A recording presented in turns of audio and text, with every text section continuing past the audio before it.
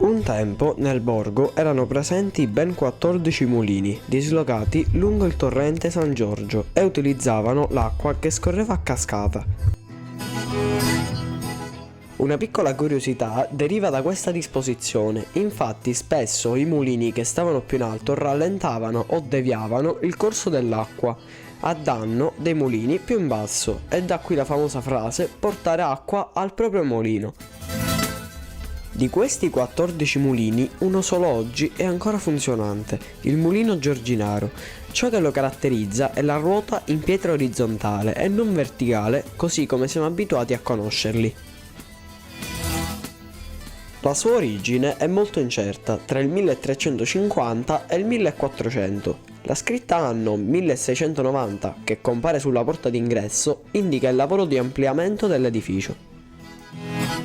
La storia che lo porta ai giorni nostri inizia nel 1860 con Ugo Affannato, il bisnonno dell'attuale proprietario Mario. Dopo oltre 100 anni di attività e tramandando da padre in figlio l'arte e l'amore per questa struttura, a causa delle grandi produzioni industriali il mulino si ferma per un ventennio. Quando nel 2001 Mario decide di riaprirlo, in un primo momento come museo e dopo vari interventi lo rende di nuovo funzionante, producendo farina di grani antichi siciliani come Russello, Perciasacchi, Maiorca e Timiglia. Farine, tra l'altro, che è possibile acquistare direttamente sul posto. Se vi trovate da queste parti tra il 23, 24 e 25 aprile potrete assistere alla Sagra del Maiorchino, tipico formaggio di Novara di Sicilia, e degustare anche altre specialità locali.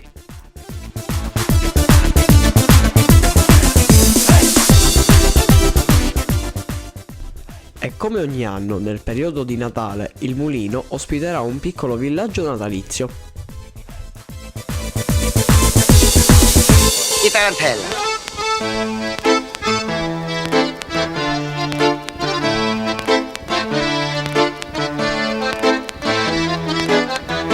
Ballate signorine e giovanotti, e pure con l'umunno e chi nei guai, compare Valentino e Currocotto, il tempo bene non si scorda mai, taccate sonatori.